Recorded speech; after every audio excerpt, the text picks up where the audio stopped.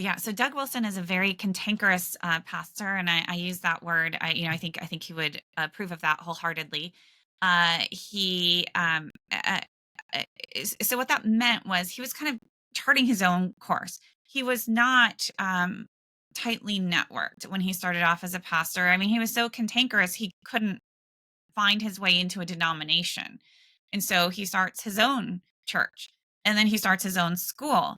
And he moves to Moscow, Idaho to do this. And which is a kind of enclave then, just the right size city where he can make a difference, really. So it's an enclave mentality, but not just inwardly focused. The goal is always to transform society. He wasn't poised to transform the nation, but he set his sights on Moscow, Idaho.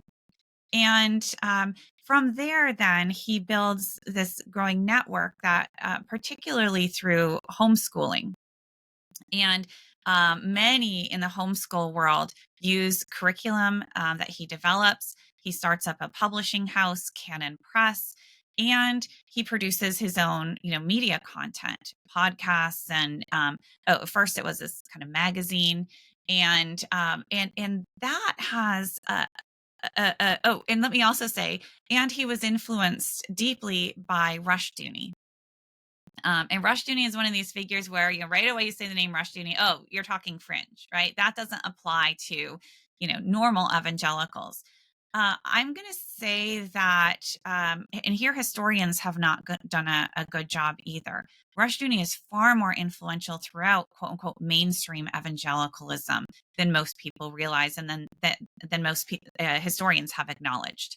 Rushduni, very rigid ideas of hierarchy, of authority and submission, and is extremely patriarchal. And everybody is in a chain of command, and God is at the top, and then the pastor and men, and then you have to obey the authority God places above you, as though you are obeying God, right? It's just cut and dried. Rushdoony is also extremely racist, and Wilson picks that up, and there are all sorts of these things. But this idea of order and hierarchy, and so Wilson takes these ideas and spreads them through conservative networks into other isolated communities, and these homeschool circles. And it just kind of builds from there. And then in the 1990s, you have the homeschool movement itself really starting to expand with the support of mainstream evangelicals like James Dobson, really start promoting homeschool. And then everybody who's doing homeschool is getting this curriculum or related curricula from folks usually influenced by Rushdoony. So you have that growing. And then what happens is that by the early 2000s, with the young, restless reformed movement, and with the kind of turn towards militancy that I traced in Jesus and John Wayne in the post 9/11 era, suddenly these really militant preachers have a wider resonance. Every man has a battle to fight, right? That's the John Eldridge. That just really takes hold in that historical and political moment.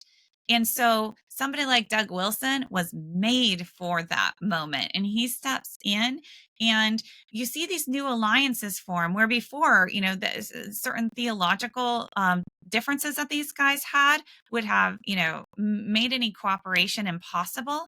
They set deep theological differences aside in order to unite around patriarchy, around patriarchal power, and a conservative kind of political agenda. And that's really, we're living with the effects now. And it has just gotten, they have consolidated that power. And the more power they have, the more extreme they can become. So now what's Doug Wilson up to? His book, Canon Press, published one of the key works on Christian nationalism, Stephen Wolfe's Case for Christian Nationalism. Doug Wilson is popping up on Tucker Carlson now. He's kind of like playing the grandfather role, or maybe the godfather role of this emerging Christian nationalist network that, if as a historian I know, its roots go back to Rushdoony, and that resonates with, I mean, we could trace more roots through Pentecostal and the NAR. We talked about Matthew Taylor's work, and you can see Rushdoony's impact there as well.